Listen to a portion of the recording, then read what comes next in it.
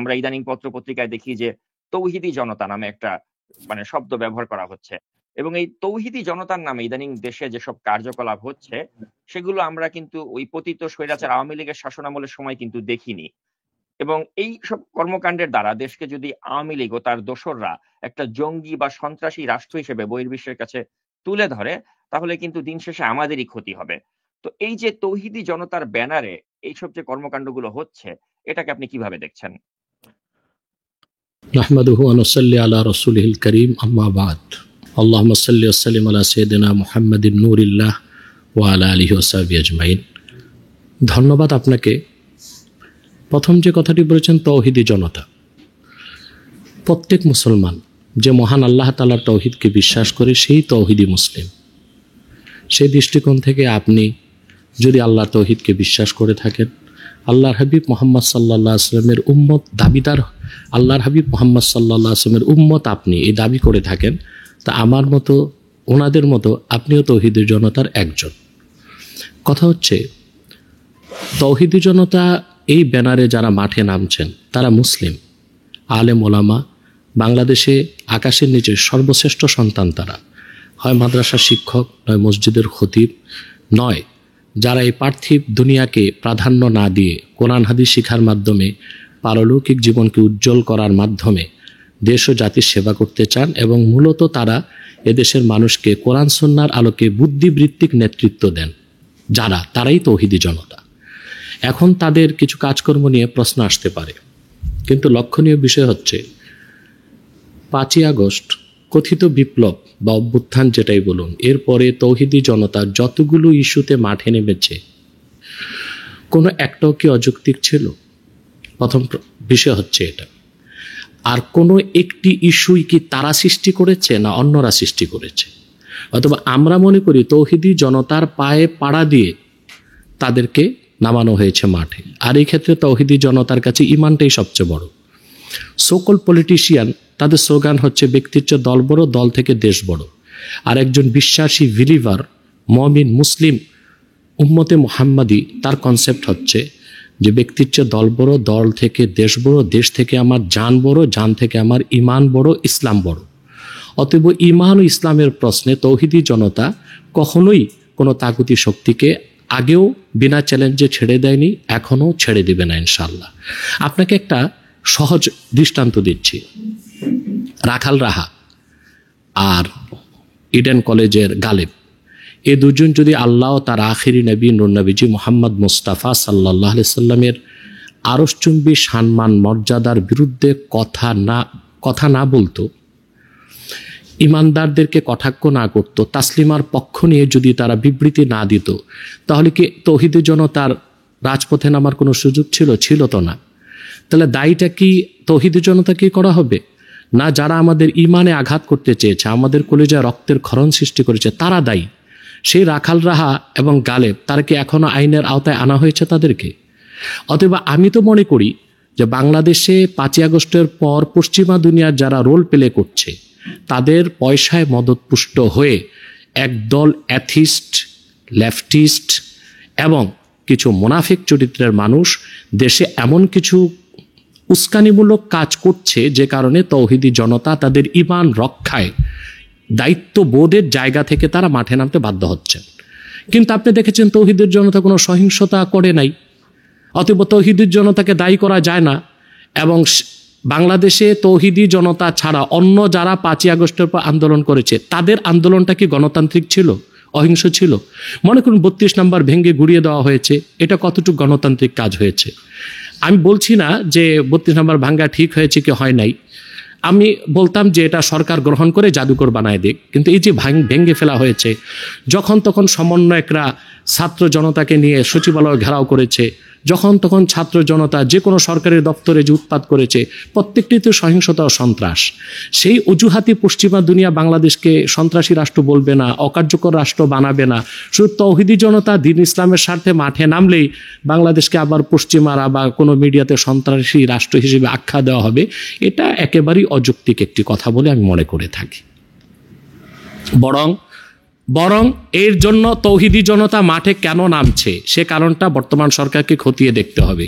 যে দেখতে না পারে আর এই দেশের মমিন মুসলমানদের ইনার ভয়েস, তাদের মনের ভিতরের সুপ্ত ভাষণা, বেদনা যদি বুঝতে ব্যর্থ হয় ইউনূস সরকার, তো তাদেরকেই বাংলাদেশ অকার্যকর বা সন্ত্রাসী রাষ্ট্রের তকমা পাওয়ার ব্যর্থতার দায় নিতে হবে, সেটা তৌহিদি জনতা নিবে না। কিন্তু ডক্টর এনায়েতুল্লাহ আব্বাসী, আমরা দেখতে পাচ্ছি যে আওয়ামী লীগের লোকজন যারা রয়েছেন তারা কিন্তু এটা থেকে একটা সুযোগ পেয়ে গেছেন। তারা বলেছেন যে যখন শেখ হাসিনা ক্ষমতায় ছিল তখন তো এরকম যারা চলচ্চিত্রের নায়িকা রয়েছেন তারা বিভিন্ন শপিং মল উদ্বোধন করতে যেতে পারতেন, কিন্তু এখন তারা একটা স্টোর উদ্বোধন করতে পারছেন না, বা নারীদের যে ফুটবল টিম তারা তাদের খেলা খেলতে পারছেন না। তো তারা বলার চেষ্টা করছে যে হাসিনার আমলে তো ওই স্বাধীনতাটা ছিল, তো এখন তো ওই স্বাধীনতাটা নেই। এটি দেখিয়ে কিন্তু তারা এই দেশটাকে একটু বিভাজন দেখুন, করতে চাচ্ছে। হ্যাঁ, এটা জবাব হচ্ছে যে আওয়ামী লীগের লোকজন তারা তো ঘোষণা দিয়ে ইসলামী আদর্শের বিপক্ষে অবস্থান নিয়েছে, এবং 15 বছর শেখ হাসিনা টিকেছিল পশ্চিমাদেরকে ভোগ দিয়ে, ভারতকে ভোগ দিয়ে, পশ্চিমাদের আর ভারতের ইচ্ছা পূরণ করে। তো স্বাভাবিকভাবে সে অনৈতিক কাজ, সেরেক কুফরকে পৃষ্ঠপোষকতা দিয়েছে, আর অনৈতিক কাজগুলোকে ব্যাপক করার সুযোগ দিয়েছিল এটা দেখাতে যে শেখ হাসিনা বাংলাদেশে থাকলেই ইসলামী রাজনীতি, ইসলামী আদর্শের প্রতিষ্ঠিত হবে না।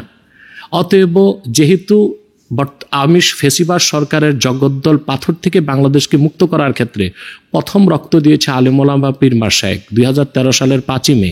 এর আগে তো কেউ রক্ত দেয় নাই, এত রক্ত দেয় নাই, এত জীবন দেয় নাই। অতএব অন্যরা স্টেক হোল্ডার হয়ে বসে থাকবে, আর তৌহিদের জনতা আলেম ওলামা পীর মাশায়েখ তাদের দাবি দেওয়া মোটেও বর্তমান সরকার মানবে না, সেটাও তো বড় বৈষম্য এবং ইনজাস্টিস বলে আমি মনে করি। এখন শেখ হাসিনা যে খারাপ কাজগুলো করেছে তা এই সরকারকে করতে হবে, এটা তো ঠিক না।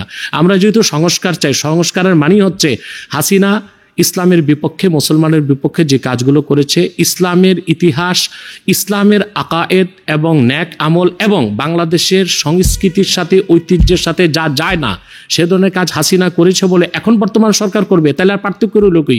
ফেসিবাদের মধ্যে আর বর্তমান সরকারের মধ্যে পার্থক্য তো থাকে না। অথবা দেখুন, আওয়ামী লীগের লোক তো বহু কথাই বলবে, সেগুলো আমাদের কানে নেওয়া উচিত না। বরং আমি তো বলেছি যে আওয়ামী লীগকে তওবা করার সুযোগ দেওয়া উচিত, কিন্তু এরকম কথা যদি বলে, এরকম সুযোগ তারা নেয়, তা তো ইতিহাস থেকে তারা মুছে যাবে, মুসলিম লীগের মতো খাতায় কলমে তারা চলে যাবে। তাদেরকে তো এখন অনুশোচনা করা উচিত এবং তওবার প্রতি ফিরে আসা উচিত। তাদের আপা তাদেরকে রেখে যে পালিয়ে গেল এক সারিতে বিনা মেকআপে, আপা কি একবার চিন্তা করেছিল যে লক্ষ লক্ষ আওয়ামী লীগের কী হবে? অতএব তারা এখন শেখ মুজিবের আদর্শ আর আপার আদর্শ প্রতিষ্ঠিত করার জন্য আবার যদি ইমানদারদের বিপক্ষে অবস্থান নেয়, তা আওয়ামী লীগের নাম ও নিশানা খাতা কলম থেকেও মুছে যাবে। মুসলিম লীগের নাম তো খাতা কলমে আছে, তাদের নাম খাতা কলমও থাকবে না। অথবা আমি আপনার মাধ্যমে আওয়ামী লীগের লোকজনকে নসিহা করছি, তওবা করুন, সংশোধনে ফিরে আসুন। হাসিনা সাব গেনে নারীদেরকে বিদেশ পাঠিয়েছে হাফ প্যান্ট পরিয়ে, এটিকে বাংলাদেশের সংস্কৃতির সাথে যায়? ইসরায়েলের মতো একটা অবৈধ রাষ্ট্র, তারা মহিলাদেরকে গেম খেলতে পাঠিয়েছে, দেখান তো একটা প্রমাণ। বাংলাদেশ একটি দ্বিতীয় বৃহত্তম মুসলিম রাষ্ট্র, ইসলামের দৃষ্টিকোণ থেকে, ইসলামী ঐতিহ্যের দৃষ্টিকোণ থেকে শুধু না, বাংলাদেশের সংস্কৃতির সাথেও তো এটা যায় না। বাংলাদেশে যারা অমুসলিম নারী, হিন্দু, তারাও তো অনেক সময় মাথা ঢেকে চলে, গা ঢেকে চলে, যারা ইসলামকেই বিশ্বাস করে না, পৌত্তলিকতায় বিশ্বাসী। কারণ এটা হচ্ছে বাংলাদেশের একটা সংস্কৃতি চলে এসেছে। উলঙ্গ হওয়া, ল্যাংটা হয়ে যাওয়া, নারীদের বসন একদম ছোট করে ফেলা, এটা তো বাংলাদেশের সংস্কৃতির সাথেও যায় না, এটা তো পশ্চিমা সংস্কৃতি। অতএব শুধু ইসলামের ফতোয়ার দৃষ্টিকোণ থেকে নয়, বাংলাদেশের সংস্কৃতির দৃষ্টিকোণ থেকেও হাসিনা যে কাজগুলো করেছে, যুবতী মেয়েদেরকে হাফ প্যান্ট পরিয়ে খেলার মাঠে নামিয়ে দিয়েছে, এটা আসলে শুধু ইসলাম বিরোধিতা করেনি, বাংলাদেশের যে সংস্কৃতির ধারা সেটার বিপক্ষে সে অবস্থান নিয়েছিল। অতএব এই কাজটা বর্তমান সরকার না করলেই প্রশংসার দাবিদার হবে তারা। আর হাসিনার মতো এই কাজগুলো করলে এ সরকারের বিপক্ষ আবার এদেশের মমিন মুসলমান এবং বিশ্বাসীগণ মাঠে নামতে বাধ্য হবে। অতএব আওয়ামী লীগের প্ররোচনায়, উস্কানিতে বর্তমান সরকারের কোনো কাজ করা উচিত হবে না। ধন্যবাদ। তো ডক্টর এনায়েতুল্লাহ আব্বাসী, আপনি রাখাল রাহার প্রসঙ্গে কথা বলছিলেন। তো আমার সাথে তো আপনি জানেন যে আমার যে পেশা, এই পেশায় আমাকে আওয়ামী লীগের লোকদের সাথেও কথা বলতে হয়, যারা নাস্তিক তাদের সাথেও কথা বলতে হয়, আস্তিকদের সাথেও কথা বলতে হয়। তো এই সূত্র ধরে যেটা হয়েছে আর কি, যে রাখাল রাহাপন্থী যারা লোকজন রয়েছেন তারা মানে আমাকে এক ধরনের বার্তা দেওয়ার চেষ্টা করেছেন যে যদি রাখাল রাহা অপরাধ করে থাকে আপনারা আইনগত ব্যবস্থা নিতে পারেন তার বিরুদ্ধে, কিন্তু তা না করে তাকে যেখানে দেখা হবে তাকে হত্যা করা হোক, বা তার বিরুদ্ধে যে ফতোয়া, এটাকে কিন্তু তারা ভিন্নভাবে একটা পোট্রে করার চেষ্টা করছে, যে আইনগতভাবে ব্যবস্থা না নিয়ে কেন তাকে একদম মেরে ফেলার ফতোয়া দেওয়া হচ্ছে, এগুলো কি ইসলামে মানে জায়েজ আছে কিনা, এ ধরনের প্রশ্ন তারা আমাকে করেছে। তো তাদের যেহেতু আপনাকে সরাসরি প্রশ্ন করার সুযোগ নেই, তাদের পক্ষ থেকে আমি আপনাকে প্রশ্নটা করলাম, যেটার উত্তর আপনি কি দিবেন? জি, এটার উত্তর আমি এটা দিব যে রাষ্ট্রের দায়িত্ব হচ্ছে সকলের অধিকারকে নিশ্চিত করা, বা গণতান্ত্রিক রাষ্ট্রের এটাই কাজ। তো বাংলাদেশে যেখানে 14 কোটি মুসলমান, তাদের আবেগ অনুভূতি যেন আহত না হয় সেটা দেখার দায়িত্ব রাষ্ট্রের। কিন্তু আমরা দেখেছি আগের সরকার আমাদেরকে বারবার আমাদের হৃদয়কে রক্তাক্ত করেছে, কোনো বিচার করেনি। শাহবাগে যে নাস্তিকগুলো ছিল, কুখ্যাত ব্লগার রাজীব সহ, এই নাস্তিকদের কোনো বিচার আওয়ামী সরকার করেনি। শুধু তাই না, বাংলাদেশ স্বাধীনের পর থেকে কোনো নাস্তিক ব্লগার বা সাতেমের শাস্তি কোনো সরকার করেনি। দাউদ হায়দার ছিল, যতটুকু মনে পড়ে, জিয়াউর রহমানের আমলে। দাউদ হায়দার যখন কুফর করেছিল তখন তাকে কিন্তু নিশ্চিন্তে দেশের বাইরে যাওয়ার সুযোগ দেওয়া হয়েছিল। তাসলিমা নাসরিন, সেও ছিল গত বিএনপি সরকারের আমলে, তখনও কিন্তু তাসলিমা নাসরিনকে আইনের আওতায় আনা হয়নি, বরং তার সিকিউরিটি থ্রেট ছিল, এই জন্য তাকে সর্বোচ্চ নিরাপত্তা দিয়ে তখনকার সরকার বিদেশ পাঠিয়ে দিয়েছিল। পরবর্তীতে শাহবাগ চত্বরে যত নাস্তিক ব্লগার ছিল তাদের প্রত্যেকেই বিদেশে যাওয়ার সুযোগ করে দিয়েছিল আওয়ামী সরকার। তো রাষ্ট্র তো কখনোই আমাদের মুমিন মুসলমানদের কোনো অধিকারই রক্ষা করছে না। তারপরে মনে করুন রাখাল রাহা এবং গালেব, আমরা তাদের, মনে করুন আমি এক্সট্রিমিস্ট, আমি চরমপন্থী, আমি ফান্ডামেন্টালিস্ট, আমি মৌলবাদী, আমি তো তার মৃত্যুদণ্ড চাইবই, এটা তো আমি চাইতেই পারি। কিন্তু রাষ্ট্র কি করেছে এই পর্যন্ত? তাদেরকে কি তলব করেছে রাখাল রাহাকে বা গালেবকে? রাষ্ট্রের কি এতটুকু দায়িত্ব ছিল না অন্তত তাদের গ্রেফতার করা? তাও কি কেন করলো না? তাহলে বোঝা যাচ্ছে রাষ্ট্র তাদের পৃষ্ঠপোষকতা দিচ্ছে। অতএব মুসলমান ইসলামের সুমহান স্বার্থ রক্ষায় রাষ্ট্র যদি তাগুতের পক্ষ নেয় তখন মুসলমান আইন হাতে তুলে নেবার অধিকার পায়। এটা কোরআন সুন্নাহ সুস্পষ্ট ফতোয়া দিয়ে প্রমাণিত। দ্বিতীয় কথা, আপনাকে একটা প্রশ্ন, ও আপনার মাধ্যমে রাখাল রাহ গালেবের অনুসারীদেরকে আমার প্রশ্ন, 5ই আগস্ট দেশে যে রেগুলেশন হয়েছে এটা কি গণতান্ত্রিক পদ্ধতিতে হয়েছে? কত মানুষ নিহত হয়েছে? তখন ফেসিবাদী সরকারের তাবেদারি করতো যারা, প্রজাতন্ত্রের কর্মচারী হিসেবে পুলিশ মাঠে নেমেছিল, অসংখ্য পুলিশকেও তো হত্যা করা হয়েছে।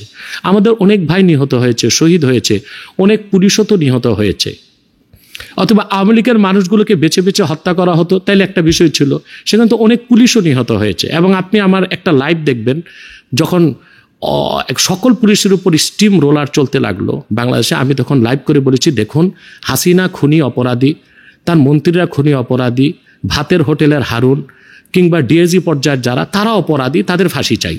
কিন্তু প্রজাতন্ত্রের কর্মচারী হিসেবে যে পুলিশগুলো মাঠে ময়দানে হুকুম মেনেছে সরকারের, তাদেরকে হত্যা করাটা উচিত হবে না। পুলিশ ছাড়া একটা দেশ চলতে পারে না, এটা আমি বলেছিলাম। অতএব গণতন্ত্র রক্ষায় ফেসিবাদ উচ্ছেদে আইন হাতে নেওয়া যায়, আর ইসলামের স্বার্থ রক্ষায় আইন হাতে নেওয়া যাবে না। এটা কি ইনজাস্টিস নয়? অবিচার নয়? আমাদের অধিকার তো রাষ্ট্র সংরক্ষণ করছে না। এদেশে যদি বলেন আপনি ইনসাফ কি, 14 কোটি মুসলমানের ট্যাক্স ও ভ্যাটই তো সরকার চলে। হ্যাঁ, অমুসলিমরাও ট্যাক্স দেয়, ভ্যাট দেয়, কিন্তু সবচেয়ে বেশি ট্যাক্স ভ্যাট দিচ্ছে মুসলিমরা। সেই মুসলিমদের জীবনের চেয়েও বেশি প্রিয় ইসলামের স্বার্থ ক্ষুণ্ণ হবে। মুসলমান শুধু যুগের পর যুগ, ওই মুজিবের আমলে, জিয়ার আমলে, এরশাদের আমলে, খালেদার আমলে, হাসিনার আমলে শুধু সব সহ্যই করে যাবে। আমরাই পরাধীন, আমাদের স্বাধীনতা কি আসবে না? অথবা আইন তো আমাদেরকে তুলে নিতে সরকারই বাধ্য করছে। যদি এখন পর্যন্ত গালেবকে এবং রাখালরাকে গ্রেফতার করা হয় নাই, এর মানে তো এই না গ্রেফতার করলে ফাঁসিতে ঝুলিয়ে দেওয়া হবে। গ্রেফতার করলে তারা আদালতে উঠবে, তাদের পক্ষে রাষ্ট্রপক্ষ যদি দাঁড়ায় ইসলাম ও মুসলমানের পক্ষে কথা বলতে, হ্যাঁ মামলা করতে গিয়েছিল, আদালত মামলা নেয়নি, আজকে গিয়েছিল মামলা করার জন্য, আজকে মামলাটা নিয়েছে, বারবার যাওয়া হয়েছে, মামলাটা নেওয়া হয়নি। আমাদের কাছে রিপোর্ট এসেছিল যে আসিফ নজরুল্লাহকে বাধা দিয়েছিল, পরে শুনেছি আসিফ নজরুল বলেছে যে না, আমার পক্ষ থেকে কোনো বাধা নেই। বৈষম্য বিরোধী কারা আন্দোলন, যারা এই আন্দোলনটাই নেতৃত্ব দিচ্ছে, তারা গিয়েছে, আজকে মামলা নেওয়া হয়েছে। রাখাল রাহা এবং গালেবকে আদালতে ওঠানো হোক, তাদের পক্ষে যত বুদ্ধিজীবী আছে দাঁড়াক, অ্যাডভোকেট ব্যারিস্টার দাঁড়াক, তাদের বিপক্ষে ইসলাম ও মুসলমানের পক্ষে ইনশাআল্লাহ আমি মোহাম্মদ এনায়েতুল্লাহ আব্বাসী একা যথেষ্ট। আমি আদালতে যাব এবং তাদেরকে ফেস করব। ইসলামী শরিয়া আইনেও তাদের ফাঁসি হতে পারে এবং প্রচলিত আইনেও তাদের ফাঁসি হবে। আমি এটা চ্যালেঞ্জ করছি আপনার মাধ্যমে বর্তমান সরকারকে ও আইনকে। আমিও তাই মনে করি ব্যক্তিগতভাবে, যে আইনগত প্রক্রিয়ার মধ্যে দিয়ে যদি তাকে আপনি অপরাধী প্রমাণ করে যদি সাজা দেন, তাহলে কিন্তু আর এটা নিয়ে কেউ কিছু বলার অবকাশ থাকে না। কিন্তু আইন নিজের হাতে তুলে নিলে যেটা হবে কি, তখন এটাকে নিয়ে তারা ইসলামকে বা আপনাদেরকে বা যারা ধর্মপ্রাণ মুসলমান তাদেরকে কলঙ্কিত করার একটা চেষ্টা করবে, এবং এই সুযোগটা কিন্তু যারা সুযোগ সন্ধানী তারা নেয়ার চেষ্টা করবে। তো সেজন্য বলছি যে আইনগত প্রক্রিয়াতে গেলেই সেটা আমি মনে করি যে দেখুন, বেটার হবে। আপনাকে কোরআন কারীমের একটা বাণী শোনাচ্ছি। আল্লাহ তাআলা তার হাবিব মুহাম্মদ সাল্লাল্লাহু আলাইহি সাল্লামকে লক্ষ্য করে বলেছেন কোরআন কারীমে, ওয়ালান তারদা আনকাল ইয়াহুদ ওয়ালান নাসারা হাত্তা তাত্তাবিয়া মিল্লাতাহুম। এই আয়াতের ভাষ্য থেকে আমি বলি, আমরা যতই পশ্চিমাদের আইন কানুন মেনে নেই, আদর্শ মেনে নেই, যতই সুশীল হই এবং যতই আধুনিক হই, যতই প্রগতিশীল হই, যতই পরামর্শহিংসু হই, যতক্ষণ ইসলাম না ছেড়ে আমরা খ্রিস্ট ধর্ম বা হিন্দু ধর্ম বা ইহুদি ধর্ম বা পশ্চিমা মতাদর্শ যে ডেমোক্রেসিকে 100% মেনে না নিব, ওরা কোনোদিন আমাদের উপর খুশি হবে না। ওরা পায়ে পাড়া দিয়ে আমাদের সাথে লাগবে, কারণ আমাদের অপরাধ, আমরা মুসলিম, এবং ইসলাম ও মুসলমানের বিপক্ষে পৃথিবীর সমস্ত কুফরি শক্তি এক। তারপরও আমরা কি আইন হাতে তুলে নিয়েছি? এই বিপ্লবীরা যতটুকু আইন তুলে নিয়েছে 5ই আগস্টের পরে, ততটুকু তো আইন তৌহিদি জনতা তুলে নেয়নি। তাইলে এখন তৌহিদি জনতাকে কি করতে হবে? দাড়িগুলো ঢেকে প্যান্ট শার্ট পরে নামতে হবে। তাহলে অপরাধটা হয়ে গেছে আমাদের পোশাক। যারা বিপ্লবী তারা যখন তখন কর্মসূচি দিচ্ছে, রোডঘাট বন্ধ করে দিচ্ছে, হ্যাঁ, তারপরে তাদের সমস্যা হচ্ছে তারা ইসলামী ড্রেস পরে না, আর আমাদের সমস্যা আমরা ইসলামী ড্রেস পরি। তা আমরা ড্রেস পাল্টে মাঠে নামবো, সমস্যা কি? ড্রেসটাই যদি আমাদেরকে কালার করে আমরা ফান্ডামেন্টালিস্ট, আমরা এক্সট্রিমিস্ট, ড্রেসটা বদলে নিব ইনশাল্লাহ। মূলত মামলাটা সরাসরি রাষ্ট্র নেয়নি, সিআইডিকে দায়িত্ব দেওয়া হয়েছে তদন্ত করার জন্য। তদন্তের শুনানি হবে 22শে মে। মামলাটি সরাসরি সরকার গ্রহণ করলেই কিন্তু ভালো হতো, এটা সরকার গ্রহণ করেনি। আরেকটা কথা আপনার মাধ্যমে আমি আইন উপদেষ্টা আসিফ নজরুলকে সরাসরি বলছি যে আসিফ নজরুল ভাই, আপনাকে কিন্তু বিদেশ থেকে অনেক অনলাইন অ্যাক্টিভিস্ট বলে যে আপনি ভারতের রয়ের এজেন্ট। এটা আমি বিশ্বাস করি না। আপনি রয়ের এজেন্ট নন। আপনি রয়ের এজেন্ট হলে আপনি ফেসিবাদী সরকার পতনে আপনার এত বুদ্ধিভিত্তিক থাকতো না। তবে আমি জানি না সিআইএর সাথে আপনার কোনো কানেক্টিভিটি আছে কিনা, কিংবা জর্জ সরোসের যে ফান্ডিং হচ্ছে বাংলাদেশে সেটার কোনো অংশ আপনি পেয়েছেন কিনা আমি জানি না। আসিফ নজরুল ভাই, আল্লাহর ওয়াস্তে ইতিহাসে আপনার নামটা কলঙ্কিত অধ্যায়তে লিখাবেন না। ব্লগার এবং মুরতাদ বিরোধী আন্দোলনে যারা কারাগারে আছে, এর মধ্যে আমাদের ভাই ফারাবি এবং অন্যান্য যারা আছে, তাদেরকে আমার মনে হয় অবশ্যই আদালতে এনে তারপর তাদের সুষ্ঠু বিচার, যেটা জাস্টিস, সেটা হওয়া উচিত। আমি চাই আদালতে তাদের মামলাগুলো উঠলেই মামলাগুলো আদালত কোনো ব্যবস্থা নেয় না। এটা তো একটা বৈষম্য বিরোধী আন্দোলনের মাধ্যমে এত বড় কাজ হলো বিপ্লব, সেখানে বৈষম্য করা হচ্ছে আলেম ওলামার সাথে। এটা আসিফ নজরুল ভাইকে আমি দেখতে বলবো, অত্যন্ত স্মার্টলি তিনি বিষয়টা হ্যান্ডেল করবেন বলে আমি আশা করি। জি, আপনার মাধ্যমে আমরাও এই অনুষ্ঠানের মাধ্যমে তার কাছে আমরাও এই আবেদনটি রাখতে চাই। তো আমি যে প্রশ্নটা আপনাকে করছিলাম যে এই যে নতুন যে একটি রাজনৈতিক দল গঠিত হলো ছাত্রদের দ্বারা, এই তারুণ্যের এই শক্তি, আপনি এটার কতটুকু সম্ভাবনা দেখছেন? আচ্ছা সাকিব ভাই, আপনি আমার এই ব্যাপারে অনেক লেকচার সোশ্যাল মিডিয়াতে আছে এবং খুব ভাইরালও হয়েছে। আমি রাগ করে বলেছিলাম যে নতুন দল যেটা নাগরিক কমিটি, তারা একটা সিটও পাবে না। হয়তো বা এতে তারা অসন্তুষ্ট বা নারাজ, এটা আমি নিছক আবেগ থেকে বলি নাই। দেখুন, যে কোনো রাজনৈতিক দল প্রতিষ্ঠিত হয়ে তার লক্ষ্য উদ্দেশ্য সফল করার জন্য রাজনৈতিক দলের কিছু পিলার্স, কিছু স্তম্ভ লাগে। স্তম্ভ ছাড়া হুজুগে কিংবা আবেগ একটা দল করে ফেললেই বাঙালি ভোট দিবে, এটা মোটেও তাদের আশা করা উচিত নয়। যেমন আপনি বাংলাদেশ ইতিহাসে দেখুন, আগের যে দলগুলো, একদম মুসলিম লীগকে দেখুন, তারা ব্রিটিশ বিরোধী আন্দোলন করেছে, তাদের রাজনীতির একটা ভিত্তি তারা গড়ে তুলেছিল, মানুষ মুসলিম লীগকে সমর্থন দিয়েছে। পরবর্তীতে হলো যুক্ত ফ্রন্টেরও একটা রাজনৈতিক ভিত্তি গড়ে উঠেছিল। পরবর্তীতে আওয়ামী মুসলিম লীগ, সেটা তেমন সফল হয় না। পরবর্তীতে আওয়ামী লীগ, এই আওয়ামী লীগ একেবারে ভাষা আন্দোলন থেকে শুরু করে দেশ স্বাধীনের আন্দোলন পর্যন্ত করেছে, একটা ভিত্তির উপর গড়ে উঠেছে। পরবর্তীতে জিয়াউর রহমান, তারও রাজনৈতিক দলটা একটা ভিত্তির উপর গড়ে উঠেছে। ব্যক্তিগতভাবে জিয়াউর রহমান তিনি ইসলামী মূল্যবোধে বিশ্বাসী ছিলেন, আর তার রাজনীতির মূল কনসেপ্টই ছিল ভারতের আধিপত্যবাদের বিরুদ্ধে তিনি অবস্থান নিয়েছিলেন। এজন্য এদেশে যারা ভারতকে ইনেমি স্টেট মনে করে এবং মনে করে যে কখনোই বাংলাদেশের মুসলমানদের পক্ষে ভারতের পররাষ্ট্রনীতি হবে না, বা ভারত কখনো এদেশের মুসলিমদের সাথে বা বাংলাদেশের সাথে ইনসাফপূর্ণ আচরণ করবে না, তারা কিন্তু জিয়াউর রহমানকে সমর্থন দিয়েছিল। আর সেটাই বিএনপির জনপ্রিয়তার অন্যতম একটা কারণ। তারপরে প্রেসিডেন্ট এরশাদ এসেছে, সেটা সামরিক শাসন। তারপরে এখন যে নতুন দলটা হয়েছে তারা কোন স্তম্ভের উপর গড়ে উঠেছে বলেন? তাদের স্তম্ভটা কি, পিলার কি? আমি তো কিছু খুঁজে পাচ্ছি না। এটা হচ্ছে একটা কারণ, তাদের রাজনৈতিকভাবে গড়ে ওঠার যে স্তম্ভ দরকার সেটা নাই, স্তম্ভবিহীন একটা দল এটা গঠিত হয়েছে। এটা হচ্ছে প্রথম কারণ যে তারা সফল হবে না। দ্বিতীয় কারণ হচ্ছে যে বাংলাদেশে যারা রাজনীতি করবে, রাজনৈতিকভাবে ক্ষমতায় যাওয়ার জন্য এদেশের মানুষের ইতিহাস ঐতিহ্য জানতে হবে, এদেশের নৃতত্ত্ব ভূতত্ত্ব সম্পর্কে তাকে জ্ঞান থাকতে হবে।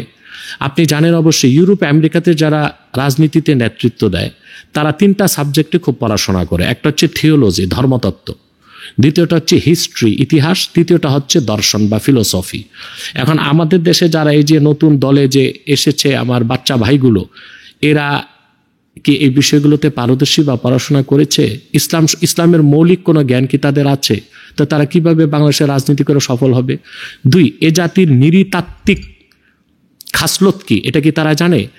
এই বাঙালি জাতির নৃতাত্ত্বিক পরিচয় যে রাজনৈতিক দল বা নেতা বুঝবে না, এই জাতির কাছে সে দলটি কখনো গ্রহণযোগ্যতা পাবে না। 3 নাম্বার হচ্ছে এরা যে বলতেছে যে পরিবর্তন চায়। কি পরিবর্তন চায়? বাংলাদেশের মানুষ পরিবর্তন বলতে কি বুঝে জানেন? চালের দাম কত কমলো, ডালের দাম কত কমলো, মোটা কাপড়ের দাম কত কমলো। এখন এই হচ্ছে এইসব বিষয়গুলোতে তারা কিন্তু একেবারেই কোনো ব্যাখ্যা আমাদেরকে দেয়নি। এজন্য বোঝা যাচ্ছে যে তারা মূলত সফল হবে বলে আমি মোটেও আশাবাদী নই। সবচেয়ে বড় কথা হচ্ছে কোনো বিপ্লবী রাজনৈতিক দল যদি ক্ষমতায় যেতে চায় তার পিছনে কোনো অপশক্তি বা পরাশক্তির হস্তক্ষেপ থাকতে পারবে না। এখন মনে করুন রাজনৈতিক দলটির একজন তরুণ নেতা সে বলেছে বাংলাদেশে ভারতপন্থী পাকিস্তানপন্থী কোনো দল চলবে না। এখানে সে মাইনাস করতে চাইলো জামাতকে আর আওয়ামী লীগকে, কিন্তু সে এই কথাটা কেন বলল না যে বাংলাদেশে আমেরিকাপন্থী কোনো রাজনীতিও চলবে না? তো এখানে তো সে প্রশ্নের সুযোগ রেখে দিল যে তারা নিজেরাও পশ্চিমাদের রাজনৈতিক বলয় থেকে বের হতে পারবে না। যে পশ্চিমাদের রাজনৈতিক বলয় থেকে বের হতে নাই পারে, তাহলে তাদের বিপ্লবী সরকার আমাদেরকে কি 4টা জিনিস দিতে পারবে যে 4টা জিনিস ছাড়া ওয়েলফেয়ার স্টেট বা কল্যাণ রাষ্ট্র হতে পারে না? সেটার একটা হচ্ছে স্বাধীন পররাষ্ট্রনীতি, দ্বিতীয় হচ্ছে একটি পরিপূর্ণ শিক্ষানীতি, তৃতীয় হচ্ছে একটি সাস্টেইনেবল ইকোনমি, শক্তিশালী অর্থনীতি, 4 নাম্বার হচ্ছে আধিপত্যহীন একটি স্বাধীন ভূখণ্ড। এই 4টার একটাও কি বিপ্লবী সরকার যারা এখন নতুন সরকার গঠন করেছে তার কি দিতে পারবে? মোটেও কি তার সম্ভাবনা আছে? কারণ তাদের পিছনে তো মার্কিন হস্তক্ষেপ আছে। এবং আমি যে কথাটা আগস্টে দেশ স্বাধীন করেছে তারা কথিত স্বাধীন, সেপ্টেম্বর থেকে বলে আসতেছে যে জর্জ সরস $1 বিলিয়ন ফান্ডিং করছে বাংলাদেশে। সে লিবারেল ডেমোক্রেসিকে প্রতিষ্ঠিত করতে চায়। এবং আপনি মনে রাখবেন সূর্য পশ্চিম দিগন্তে যেদিন উঠবে কিয়ামতের আগে, ওর আগ পর্যন্ত এই নতুন দলটি লিবারেল ডেমোক্রেসি বাংলাদেশে প্রতিষ্ঠিত করতে পারবেন না। কারণ এদেশের মুসলমান যারা, তারা হোক কেউ জামাত করে, কেউ বিএনপি করে, কেউ আওয়ামী লীগ করে, কিন্তু যারা মুসলিম তারা সব কিছুর ঊর্ধ্বে ইমান, ইসলাম ও কোরআনকে বিশ্বাস করে। অতএব জর্জ সরোসের লিবারেল ডেমোক্রেসির ফসল বাংলাদেশে কখনো ফলবে না। অতএব আমি স্পষ্টই বলতে পারি এই নতুন দলটি 2-4টা সিট পেতেও পারে, কিন্তু রাষ্ট্র ক্ষমতায় যাওয়া তো একেবারে ইম্পসিবল যদি না কোনো মার্কিন হস্তক্ষেপ থাকে। ফ্রি অ্যান্ড ফেয়ার ইলেকশন হলে ক্ষমতায় যাওয়ার তো প্রশ্নে আসে না, বিরোধী দল না, তারা খুব সম্ভবত 4 নাম্বারে থাকতে পারে। ধন্যবাদ। তো আমি পরবর্তী প্রসঙ্গে যেতে চাই। এবার একটু অন্য ধরনের একটু প্রশ্ন করতে চাই। আপনার যারা সমালোচক বা যারা আপনার সমালোচক হুজুর বা তাদের যারা সমর্থক, তারা একটি দাবি করে থাকে যে আপনি আওয়ামী লীগের শাসন আমলের সময় নাকি আপনি বহাল তবিয়তে ছিলেন, আপনি আওয়ামী লীগের সাথে তাল মিলিয়ে চলার কারণেই নাকি ওই সময় আপনাকে গ্রেপ্তার করা হয়নি, অথচ অন্যান্য অনেক হুজুর নাকি ওই সময় গ্রেপ্তার হয়েছিলেন, জুলুমের শিকার হয়েছিলেন। তো তারা যারা এই ধরনের অভিযোগ আপনার বিষয়ে করছে, এ প্রসঙ্গে আপনি কি বলবেন? এই অভিযোগটা তো খুব পুরনো, এই জন্য আমি খুব কোনো প্রতিক্রিয়া নাই আমার। তবে আপনার মাধ্যমে আমি পুরো দেশবাসীকে জবাব দিচ্ছি। আওয়ামী লীগের সাথে আমি তাল মিলিয়ে চলেছি, এটা ওই ধরনের বদ্ধ পাগল বলতে পারে যে 2+2 4 বলে না, বলে 2+2 3। ওই রকম পাগল বলতে পারে যে বলতে পারে সূর্য পূবে উঠতেছে না, আজকে পশ্চিমে উঠেছে। এটা ওই ধরনের পাগল বলতে পারে যারা ভারত বিরোধী ঠিকই, কিন্তু জর্জ সরোসের পয়সা খেয়েছে। আমার চেয়ে বেশি শেখ হাসিনা আওয়ামী লীগের বিরুদ্ধে কথা বলার মতো একজন ব্যক্তি বাংলাদেশে দেখান তো। এখন প্রশ্ন হচ্ছে, আমার উপর কি অত্যাচার নিপীড়ন হয়নি? হয়েছে, কিন্তু আমি বলি নাই। কিন্তু আমার বলা আর অন্য যারা জেলে গিয়েছে তাদের বলার মধ্যে কিছু পার্থক্য ছিল। প্রথম পার্থক্য হচ্ছে, আমি শেখ হাসিনা বা আওয়ামী লীগের বিরুদ্ধে যে কথা বলেছি কোনোটাই মন গড়া বলিনি। কোরআন ও সুন্নাহর আলোকে আমার বক্তব্য তুলে ধরেছি যে হাসিনার এই বক্তব্যটা কুফর, আওয়ামী লীগের এই কাজটা ইসলাম বিরোধী, এবং সেখানে আমার কোনো পলিটিক্যাল ইন্টেনশন ছিল না। এটা হাসিনা ও আওয়ামী লীগ বুঝত। সেই জন্য অন্যদের প্রতি তার যে আক্রোশ হতো, আমার প্রতি সে আক্রোশটা হতো না, হয়তোবা। দ্বিতীয় হচ্ছে, যেই আলেমরা জেল খেটেছে হাসিনার আমলে, তারা জেল খাটলো, আমি জেল খাটি নাই কেন? তার কারণটা তো এখন স্পষ্ট। যারা শেখ হাসিনার সময় মুরতাদ ও নাস্তিকদের বিরুদ্ধে মাঠ গরম করত, রাজপথ কাঁপাতো, বর্তমান সরকারের আমলে রাখাল রাহা আর গালেবের বিরুদ্ধে তাদের একটি বক্তব্য নাই কেন? যে আলেমরা জেল খেটেছে তাদের একটি বক্তব্য নাই কেন? তাহলে কি তখন নাস্তিক আর মুরতাদদের বিরুদ্ধে তাদের আন্দোলন ছিল দিনের স্বার্থে, না হাসিনাকে ক্ষমতা থেকে নামিয়ে কাউকে ক্ষমতায় বসানোর জন্য? মনে রাখবেন, আপনি কারো কাজে যদি ইমানদারি না থাকে আর এখলাস না থাকে, আল্লাহ সাহায্য সে পায় না। এবার আসেন, আপনাকে কিছু দৃষ্টান্ত দিচ্ছি। হেফাজত যখন হরতাল ডেকেছে, যে হরতালের পর আলেম ওলামাকে জেলে নেওয়া হলো, সেই হরতালটার আপনি ঘটনা জানেন? আজকে আমি বলছি, আমি থাকি আব্বাসী মঞ্জিল হচ্ছে নারায়ণগঞ্জ 4 আসনে। এখানে ছিল আওয়ামী লীগের কসাই, আপনারা জানেন সে কসাইটাকে। তা আমি মোদি বিরোধী আন্দোলনে আমার বক্তব্য ছিল তীব্র, কিন্তু আমার বক্তব্যটা ছিল কি রকম? আমি বুঝতে পেরেছিলাম একটা রাষ্ট্রের প্রধানমন্ত্রী আরেক দেশের প্রধানমন্ত্রীকে দাওয়াত দিয়েছে, এখানে বাধা দেওয়ার কিছু নাই, মৌখিক বাধাটাই যথেষ্ট। আমি বলেছি যে মোদি যদি আসে আমরা জুতা আর ঝাড়ু দেখাবো। আমার আন্দোলন ছিল এতটুকু। তো যে আলেমরা বলেছে যে তাকে ঢুকতেই দেওয়া হবে না, তারা হুঙ্কার দিলেন। আগের দিন রাতে আমার কাছে হেফাজতের একজন শীর্ষ নেতার ফোন এসেছে, যা আব্বাসী ভাই, আপনি তো মোদি বিরোধী আন্দোলনে ভূমিকা রেখেছেন, তা আমাদের তো কয়েকজন লোক শহীদ হয়ে গেল, আপনার ভূমিকা কি থাকবে? আমার বিবেকে আঘাত করলো। কথা তো ঠিক, এই কর্মসূচিটা আমি দেই নাই যে মোদিকে আটকাবই, মোদির বিরুদ্ধে তো আমি সবচেয়ে বেশি বক্তব্য দিয়েছি। আমি তখন বললাম, আগামীকাল আমি মাদানীনগর পয়েন্টে আমার সংগঠনের কেন্দ্রীয় নেতাদের নিয়ে থাকবে, হরতাল আমি বাস্তবায়ন করব। এবং আপনি ভিডিওতে দেখবেন যে প্রায় কয়েক হাজার লোকের নাস্তা আমি দিয়েছিলাম সেদিন পিকেটারদের। আমি সেখানে যে দুপুর 1টার আগে পৌঁছেছি মাদানীনগর পয়েন্টে। এটাই ছিল বাংলাদেশের মূল পয়েন্ট হরতালের, হেফাজতের হরতালের। সেখানে সকাল 8টায় আমার কাছে খবর আসলো, নারায়ণগঞ্জের যিনি নেতা হেফাজতের, তিনি মসজিদের মাইকে ঘোষণা করলেন যে সেনাবাহিনীর লোকজন ওই জল কামান নিয়ে গেছে, মুরব্বী বুঝেন নাই, ভাবছেন এটা ট্যাঙ্ক, বলছে যে তারা ট্যাঙ্ক নিয়ে মসজিদের বাইরে দাঁড়িয়ে আছে, আপনারা বাড়ি যান। 8টায় হরতাল তাদের হয়ে গেল। দুপুর 12টায় যেয়ে দেখি যে আরেকজন হেফাজতের নেতা 12টার সময় মুনাজাত করতেছে, হরতাল এখানেই হয়ে গেছে, আপনারা বাড়ি যান। আমি দেখলাম এটা তো সকল মুসলমানদের ডিসক্রেডিট, হরতালটা তো সন্ধ্যা পর্যন্ত নিতে হবে। আমি তখন সেখানে যে বক্তব্য দিয়ে ঘোষণা দিলাম 6টা পর্যন্ত হরতাল চলবে। আলহামদুলিল্লাহ, আপনারা দেখেছেন হেফাজতের হরতালটা 6টা পর্যন্ত চলেছে, এবং আমার সেটা লাইভে তখন প্রেজেন্ট ওয়াচিং ছিল প্রায় 10,000। আমি গাড়িতে উঠার 1 মিনিটের মধ্যে শামীম ওসমান যুবলীগ, র্যাব এবং বিডিআরকে পাঠালো, এবং বৃষ্টির মতো গুলি বর্ষণ করা হলো। সেখানে আমার একজন কর্মী ছিল, ছেলেটি এখন তুরস্কে পড়ছে, আব্দুল মুহাইমিন, তার হাঁটু থেকে পায়ের নিচ পর্যন্ত চুরমার হয়ে গেল সবকিছু। কিন্তু আল্লাহ আমাকে বাঁচাবেন, 1 মিনিট আগে আমি কর্মসূচি ঘোষণা করে চলে এসেছি। এরপরে বলেন, দেশের সমস্ত হেফাজত নেতারা গ্রেফতার হলো, আর যে লোকটা হরতাল 12টাকে 6টা পর্যন্ত নিয়ে গেল, তাকে গ্রেফতার করার চেষ্টা করেও হাসিনা কেন ব্যর্থ হয়েছে? নিশ্চিত আল্লাহর রহমত ছিল আমার উপর। বহুবার আমাকে আঘাত করার চেষ্টা করছে, 19 বার আমার উপর গুম, হত্যা ও অ্যাটাক করা হয়েছে। এগুলো আরেকদিন আপনি যদি বলেন আমি একে একে বলবো। আরেকটা কথা বলে দিচ্ছি, এই যে শামীম ওসমান মিথ্যা মামলা, 7টি মিথ্যা মামলা দিয়ে রেখেছে সাইবার ক্রাইমে, বিভিন্ন মামলায়। আপনার মনে আছে নিজুম মজুমদার আর তুরিন যখন ডিবেটে হেরেছিল আমার কাছে, জঙ্গির সংজ্ঞা দিতে যায় মুক্তিযোদ্ধাদের জঙ্গি বলেছিলাম, খেয়াল আছে বোধহয় সাকিব ভাই? তখন কিন্তু মুক্তিযোদ্ধা মঞ্চ শাহবাগে মঞ্চ করে আমার ছবি আগুনে জ্বালিয়ে মামলা দিয়েছিল। মামলাটা অ্যাক্টিভ করে নেয়। আমি যতটুকু জানতাম যে হাসিনা এবার ক্ষমতায় পাকাপোক্ত বসে মামলাটা অ্যাক্টিভ করে আমাকে জেলে ঢুকাবে, কিন্তু আল্লাহ তো এর আগে ফায়সালা করে দিয়েছেন। তাহলে বোঝা যাচ্ছে যারা আসলে এখলাস ছাড়া কাজ করেছে তারাই আওয়ামী লীগ আমলে খেসারত দিয়েছে। আর দ্বিতীয় কথা হচ্ছে, এখন তাদের মুখ বন্ধ কেন, এটাই বোঝা যায় তাদের কাছে একলাত ছিল না। আর আমরা আলহামদুলিল্লাহ, আমরা ক্ষুদ্র মানুষ, আমি মনে করি যে আল্লাহর রহমতে আমি বেঁচে আছি, যতদিন বেঁচে থাকবো আল্লাহর রহমতেই বেঁচে থাকবো। হাসিনাও আমার কিছু করতে পারেনি, বর্তমান সরকারও পারবে না ইনশাআল্লাহ।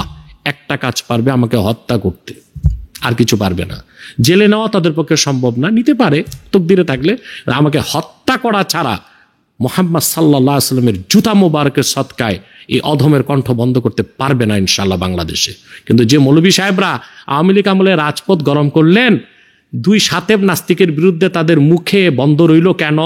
এটা কি জর্জ সরোসের পয়সা কি না? এটা আমি আপনার মাধ্যমে তাদেরকে প্রশ্ন করলাম। হ্যাঁ, হেফাজতে প্রচুর এক মুখলেস নেতা আছে। আমাদের আন্দোলনে বাইতুল মোকাররমে কারা করেছে? আপনি খোঁজ নিয়ে দেখেন, বৈষম্য বিরোধী কারা আন্দোলন, এরা কারা? এরা হেফাজতের মূল ধারার এবং কওমি ঘরানার সন্তান। এবং সেখানে আমাদের সাথে উপস্থিত ছিলেন আল্লামা মীর ইদ্রিস নাদভী, তিনি নায়েবে আমির হেফাজতের। এর মানে এই না যে হেফাজতের 2-4টা নেতার উপর হেফাজত নির্ভরশীল নয়। 2-4টা নেতা এসেছে, হেফাজত কর্মীদের রক্তে পা দিয়ে তারা নেতা হয়েছে, আবার গাদ্দারি করবে, আবার তারা ডিলিট হয়ে যাবে ইনশাআল্লাহ।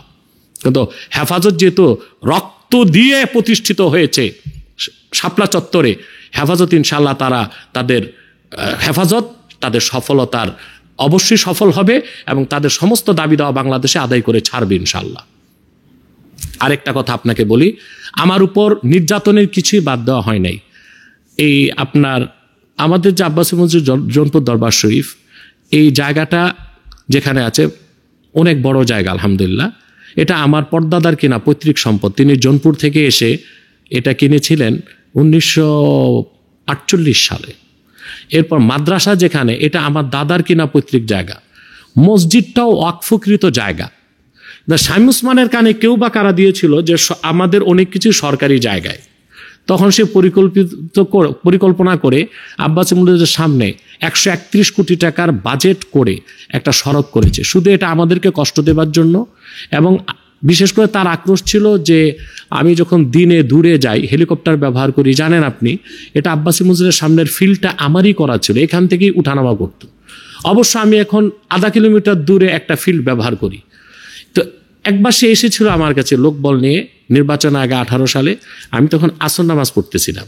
তো শামীম ওসমান তখন আমার ওই ফিল্ডের কাছে যেয়ে সিগারেট টানতেছিল, আমি নামাজ পড়ি আর সে সিগারেট টানতেছিল।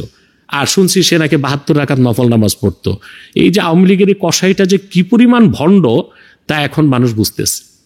তখনই আমার ভিতরটা কামড় দিয়েছিল যে তুমি তো সিগারেট টেনে মাঠ দেখতেছো, তোমার মাথায় তো অন্য বুদ্ধি, আমি যেন এখানে হেলিকপ্টার উঠাতে নামাতে না পারি। তো কি হয়েছে, আমার একটু কষ্ট হয়, আধা কিলোমিটার 1 কিলোমিটার দূরে যে আমি তো ব্যবহার করছি আল্লাহর রহমতে, সমস্যা তো হচ্ছে না। এরপর যখন আমি হেফাজতের হরতালে গেলাম, হরতালটা সফল হলো, তারপর সে যুবলীগের সেক্রেটারি, আমি নাম বলবো না, তাকে বলছে আমি আব্বাসী মঞ্জিলে বুলডোজার লাগাবো। আমি প্রচণ্ড রেগে তার সেই যুবলীগের সেক্রেটারি অন্য নেতাদের বলেছিলাম, আমার যতটুকু মনে পড়ে আমি বৃদ্ধাঙ্গুলি উঠায় বলছিলাম, শামীম ওসমানকে বুলডোজার নিয়ে আব্বাসী মঞ্জিলে আসতে বললেন। আপনি দেখেন সাকিব, আব্বাসী মঞ্জিলের ইটে একটা আঁচড় কেউ লাগায় নাই, কিন্তু শামীম ওসমানের নিজের বাড়িও নাই, তার দাদার বাড়ি বাইতুল আমানও নাই। অতএব দেখুন, আল্লাহর সাহায্য সহযোগিতা থাকলে কেউ কিছু করতে পারে না। আমি আপনাকে একটা হাদিস বলে এই প্রসঙ্গটা ইতি টানছি। আল্লাহ হাবিব সাল্লাল্লাহু আলাইহি ওয়াসাল্লাম ইরশাদ করেছেন, লা তাজালু তাইফাতুম মিন উম্মতি যাহিরিন আলাল হক লা ইয়াদুররুহুম মান খাযালাহুম হাত্তা ইয়াতি আমরুল্লাহি ওয়া হুম কাযালিক। যে আমার উম্মতে মুহাম্মদের মধ্যে একটি দল সব যুগেই থাকবে, যা সত্য ন্যায়ের পক্ষে কথা বলে যাবে, নিন্দুকের নিন্দা, হিংসুকের হিংসা, অত্যাচার তাদেরকে সত্য থেকে বিচ্যুত করতে পারবে না। এই অবস্থায় কিয়ামত চলে আসবে। তাই আমি ব্যক্তিগতভাবে মনে করি যে আমি জ্ঞানী নই, গুণী নই, আমার কোনো গুণই নাই আমি মনে করি। তবে এটা আমি হলফ করে বলতে পারি, আল্লাহর হাবিব মুহাম্মদ মুস্তাফা সাল্লাল্লাহু আলাইহি সাল্লামের জুতা মুবারকের সদকায় 1500 বছর পরে উম্মতে মুহাম্মদীর ওই দলের একজন সদস্য আমি। অর্থাৎ আমি মৃত্যু পর্যন্ত হক কথা বলে যাব এবং হক দলটি কিয়ামত পর্যন্ত থাকবে। আশা করি আমি উত্তরটি আপনাকে দিতে পেরেছি।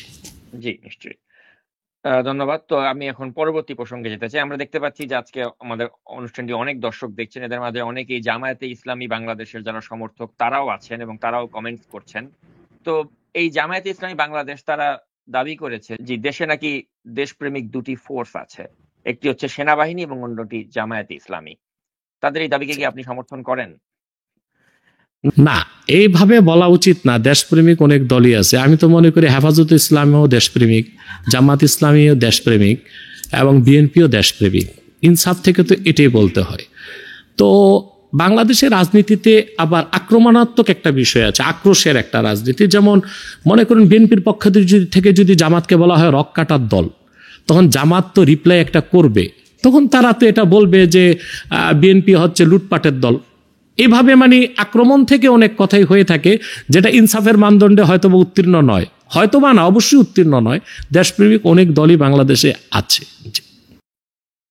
আচ্ছা, তো এবার আমরা অনুষ্ঠানের শুরুতে যে প্রসঙ্গটাতে আলাপ করছিলাম সেটা একটু আপনার কাছে আরেকটু বিস্তারিত ব্যাখ্যা আমি জানতে চাই। তো আমি এভাবে আপনাকে প্রশ্নটা করব যে যেহেতু বাংলাদেশে ইসলামী শরিয়া আইন বাস্তবায়ন হয়নি, তাই অনেকেই এটাকে একটি এমন রাষ্ট্র হিসেবে দেখতে চায় যাতে সব ধর্মের এবং সব মতের মানুষের সহাবস্থান থাকে।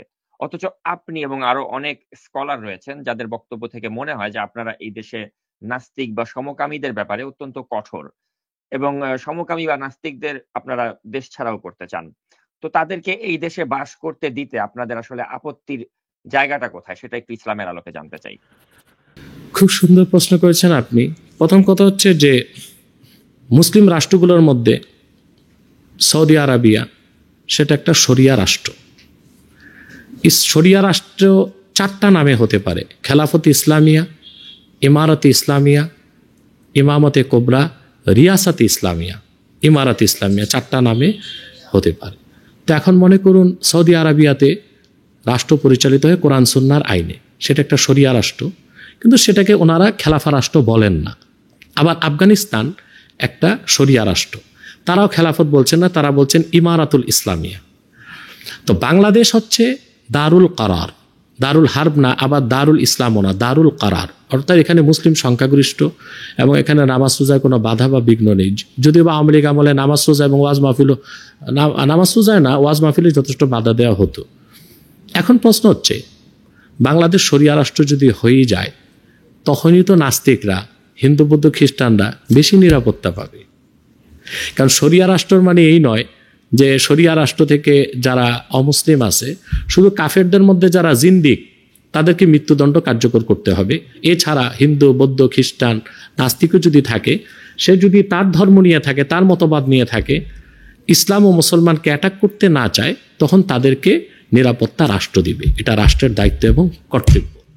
এটা হচ্ছে নাস্তিকদের, এটা হচ্ছে এই প্রসঙ্গে আপনি নাস্তিকদের বিষয়টা চিন্তা করতে পারেন, কিন্তু সমকামী বিষয়টা ভিন্ন, এটা আবার আসতেছি, আমি পরে আসতেছি। এখন দেখুন, শরিয়া রাষ্ট্র বাংলাদেশ হয় নাই বলেই তো এদেশে কোনো সুষম বন্টন নাই এবং মানবাধিকারও প্রতিষ্ঠিত হচ্ছে না। এখন আপনার কাছে আমার প্রশ্ন, শরিয়া রাষ্ট্র আমরা করবো, এটা আমাদের স্বপ্ন, যেভাবেই হোক হবে ইনশাল্লাহ, টুডে টুমোরো ইনশাল্লাহ।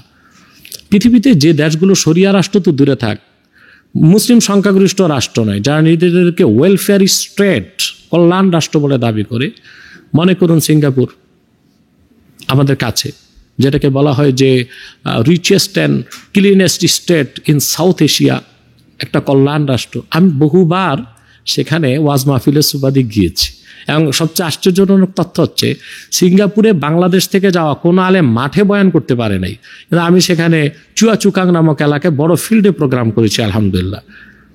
এখন সেখানে আর ভিসা দেওয়া হচ্ছে না আমাকে বা কোনো আলেমকেই ওয়াজ নসিহতে যেতে। কেন দেওয়া হচ্ছে না? দেওয়া হচ্ছে না এই জন্য, অজুহাত হচ্ছে বাংলাদেশের হোলি আর্টিজানে যে একটা ঘটনা ঘটেছিল। আমি হোলি আর্টিজানের ঘটনা ঘটলো বাংলাদেশ, আর সে দেশের মুসলিমরা স্কলারদেরকে নিয়ে বয়ান শুনতে চায়, সেখানে স্কলারদের যেতে দেওয়া হচ্ছে না। তো এটাই কি কল্যাণ রাষ্ট্রের কাজ? একজন স্কলার যেতে পারবে না? আমার 23 সালে প্রোগ্রাম ছিল ব্রিটেনে, 7টা প্রোগ্রাম ছিল আমার, সেখানে আমাকে 4টা প্রোগ্রাম জোর করে করতে হয়েছে। আর সেন্ট্রাল লন্ডনে যে প্রোগ্রাম ছিল, আমার বিরুদ্ধে সেখানে নেমেছিল মূলত নাইজেল ফারাজ, ব্রেক্সিট আন্দোলনটা যে করেছিল, সে শুধু আমার বিরুদ্ধে নাইজেল ফারাজ সেখানে 23টা প্রতিবেদন করেছে এবং যেদিন সেন্ট্রাল লন্ডনের প্রোগ্রাম, সেদিন সে প্রশাসনকে বলেছে যে আমরা লং মার্চ করবো আব্বাসীর বিরুদ্ধে। প্রশাসন রিকোয়েস্ট করে আমাদেরকে আর করতে দেয় নাই। তো বলুন, প্রশাসনের অনুমতিতে হল ভাড়া করে সেন্ট্রাল লন্ডনে একটা প্রোগ্রাম হবে, আর আমি কখন রানীকে কি বলেছি বা আল কায়দার পক্ষে কি বলেছি, সেই অজুহাতে আমার প্রোগ্রাম বন্ধ করে দেওয়া হবে। তো কি ব্রিটেনেও কি মুসলমানদের অধিকার রক্ষা করা হচ্ছে? আমেরিকাতে যান, সেখানে যখন তখন মুসলমানদেরকে গুলি করে হত্যা করা হচ্ছে। কয়েকটা ঘটনা 23 সালে ঘটেছে, 24 সালে ঘটেছে। কৃষ্ণাঙ্গদের উপর যখন তখন নিপীড়ন নির্যাতন চলছে। আপনি কি দেখেন নাই নিউজিল্যান্ডে কি হয়েছে? নামাজরত কয়শো মুসল্লিকে হত্যা করা হয়েছে ব্রাশ ফায়ার করে। অথবা পৃথিবীর যে দেশগুলো ডেমোক্রেসি আর ধর্মনিরপেক্ষতার কথা বলে, তারাই কিন্তু মুসলিমদের অধিকার দিতে পারছে না। অপরদিকে দেখুন আফগানিস্তান, সেখানে শরিয়া রাষ্ট্র প্রতিষ্ঠিত হওয়ার পর আজ পর্যন্ত সেখানে প্রচুর বৌদ্ধ আছে। বৌদ্ধ মন্দিরও আঘাত করা হয় নাই, কোনো বৌদ্ধের গায়েও আঘাত করা হয় নাই, বরং তাদেরকে স্বাধীনভাবে ধর্ম পালনের সুযোগ দেওয়া হয়েছে। অতএব শরিয়া রাষ্ট্র বাংলাদেশে প্রতিষ্ঠিত হলে কোনো নাস্তিককে আমরা আঘাত করব না, কিন্তু কোনো নাস্তিক যদি ইসলামকে আঘাত করে তাকে ছাড়ব না। কোন মুসলিমকে আমরা আঘাত করব না, কিন্তু কোন মুসলিম যদি ইসলামকে আঘাত করে আমরা ছাড়ব না। এবার আসুন সমকামী প্রসঙ্গ। সমকামিতা এটা তো মানবিকতা না, এটা তো পাশবিকতা। আপনি জানেন জুলজিস্ট যারা প্রাণীবিজ্ঞানী, তাদের মতে প্রাণীদের মধ্যে সমকামিতা নাই, বরং প্রাকৃতিকভাবে আল্লাহ তাআলা তাদের মধ্যে যে নিয়ম রেখেছেন তারা সেভাবেই তাদের মধ্যে যৌন সম্পর্কটা করে থাকে। শুধুমাত্র মানুষের মধ্যে সমকামিতা এটা কেন আসলো? তার কারণ হচ্ছে পশু পাখির কাছে শয়তান যায় না, মানুষের কাছে শয়তান আসে। অতএব শয়তানের মাধ্যমে এই সমকামিতার খাসলতটা কিছু চরিত্রহীন মানুষের মধ্যে এসেছে। পৃথিবীতে ধর্মগুলোকে যদি ভাগ করেন তো কি দেখতে পান? ইসলামের তো সব কিছুর ঊর্ধ্বে। Islam is the last, Islam is the best, Islam is fully completed by almighty Allah. ইসলামই শেষ, ইসলামই চূড়ান্ত, ইসলাম আল্লাহ তাআলা কর্তৃক পরিপূর্ণ। ১,৫০০ বছর আগে নূর নবীজি মুহাম্মদ মুস্তাফা সাল্লাল্লাহু আলাইহি ওয়াসাল্লামের মাধ্যমে আল্লাহ পূর্ণাঙ্গ জীবন বিধান ইসলাম আমাদেরকে দিয়েছেন। এছাড়া অন্য যে ধর্মগুলো আছে কিছুটা অনেক ধর্ম বিকৃত, কোনো ধর্ম মিথ্যা আশ্রিত, কোনো ধর্ম প্রথা সর্বস্ব, কোনো ধর্ম সাংস্কৃতিক। যেমন ইহুদি ধর্ম, খ্রিস্টান ধর্ম, এগুলোকে বলা হয় স্যামেটিক রিলিজিয়াস, অর্থাৎ কখনো আসমান থেকে এসেছিল পরে রিজেক্ট হয়ে গেছে। হিন্দু ধর্ম, বৌদ্ধ ধর্ম, এগুলো হচ্ছে কালচারাল রিলিজিয়াস, সংস্কৃতি নির্ভর ধর্ম। এজন্য যে হিন্দু রামকৃষ্ণকে বিশ্বাস করে না সে নিজেকে হিন্দুই বলে, সংস্কৃতি মানে সে। বৌদ্ধদের মধ্যে একই অবস্থা। আর কিছু ধর্ম হচ্ছে স্যাটানিক রিলিজিয়াস, একান্তই যেটা শয়তান তৈরি করছে। এর মধ্যে একটা হচ্ছে ফ্রি প্যাশনস, ইহুদিদের থেকে এই ধর্মটা এসেছে, একেবারে শয়তানি একটা ধর্ম। এই ধর্মর মাধ্যমেই পৃথিবীতে এই সমকামিতাকে ব্যাপকভাবে ছড়িয়ে দেওয়া হয়েছে।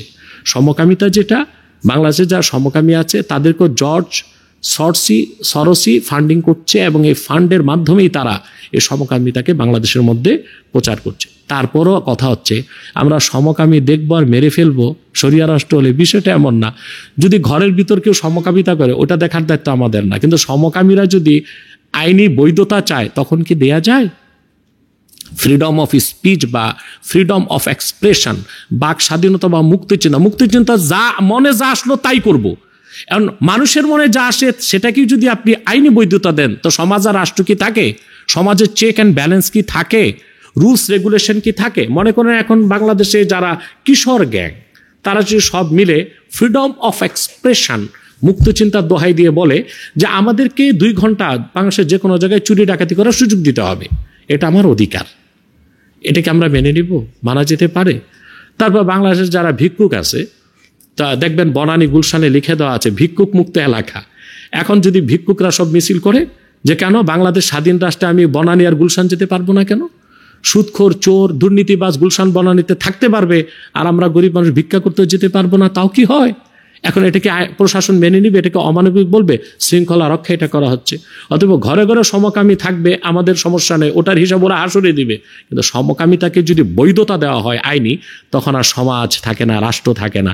আপনাকে একটা উদাহরণ দিচ্ছি। এখন যে সমকামী যারা, এটা হচ্ছে আপনার থার্ড ওয়েভ ফেমিনিজম। এই আন্দোলনটা শুরু হয়েছিল আমেরিকায়, নারীবাদী আন্দোলন। এরা এই বদমাশি কাজটাকে রাষ্ট্রীয় স্বীকৃতি দেওয়ার জন্য পৃথিবীর বিভিন্ন জায়গায় ফান্ডিং করছে। আর এদের ফান্ডিং করছে জর্জ সরোস। আর এটার বিরুদ্ধে হচ্ছে ইলন মাস্ক। সে আবার ট্রাম্পকে দিয়ে এই সমকামিতার বিরুদ্ধে কাজ করাচ্ছে। আল্লাহর কি হুকুম দেখুন, লোহা দিয়ে লোহা কাটা হচ্ছে, কাটা দিয়েই কাটা তোলা হচ্ছে। কিন্তু আমাদের দেশে যারা নারীবাদী সমকামী, এদের প্রচুর টাকা চলে আসছে জর্জ সরস থেকে। যেমন জর্জ সরস পৃথিবীর 12টা ইউনিভার্সিটিকে $1 বিলিয়ন দিয়েছে সমকামিতাকে প্রমোট করার জন্য। আর দুঃখজনক সত্য, 12টা ইউনিভার্সিটির একটা হচ্ছে বাংলাদেশের কলঙ্কিত ব্র্যাক বিশ্ববিদ্যালয়, তারা সে $1 বিলিয়নের ভাগ পেয়েছে। আমাদের কাছে এভিডেন্স আছে, ডকুমেন্টস আছে। অতএব সমকামিতাকে জোর করে চাপিয়ে দেওয়া আইনি বৈধতা, এটা তো আমরা মানতে পারি না। আমরা তখন সমকামীদেরকে ধরে ধরে তাদেরকে আমরা কাউন্সিলিংয়ের মাধ্যমে হেদায়েতের পথে আনার চেষ্টা করব। সমকামী পেলেই যে হত্যা করবো, এটা তো আমরা বলছি না। আরেকটা কথা আপনাকে একটা দৃষ্টান্ত দিচ্ছি, সমকামিতাকে যদি আপনি আইনি বৈধতা দেন, তখন ধর্ষণ চরম মাত্রায় পৌঁছে যাবে। মনে করুন সমকামী যারা, মূলত এদের আন্দোলনটা হচ্ছে আপনার থার্ড জেন্ডার, অর্থাৎ সে পরিপূর্ণ পুরুষ, কিন্তু সে ধারণা করবে না আমি পুরুষ হয়ে খুশি না, আমি মহিলা। হাতে চুড়ি পরবে, কানে দুল পরবে, একটু মেকআপ করবে, মহিলাদের মতো একটু ভাঁজ দিয়ে হাঁটবে, কিন্তু লোকটা তো পুরুষ, তার তো পুরুষের সব কিছুই আছে। এখন রাষ্ট্র যদি সমকামিতাকে বৈধতা দিয়ে দেয়, তখন সে তার জেন্ডার লিখবে মহিলা, কিন্তু সে তো পুরুষ। তখন সে যদি ঢাকা বিশ্ববিদ্যালয়ে ভর্তি হয়, সে কাদের ক্যাম্পাসে থাকবে? পুরুষদের না মহিলাদের? মহিলাদের, কিন্তু সে তো পুরুষ। তখন তার দ্বারা অন্য মেয়েদের ইজ্জত সম্মান কি সুরক্ষিত হবে?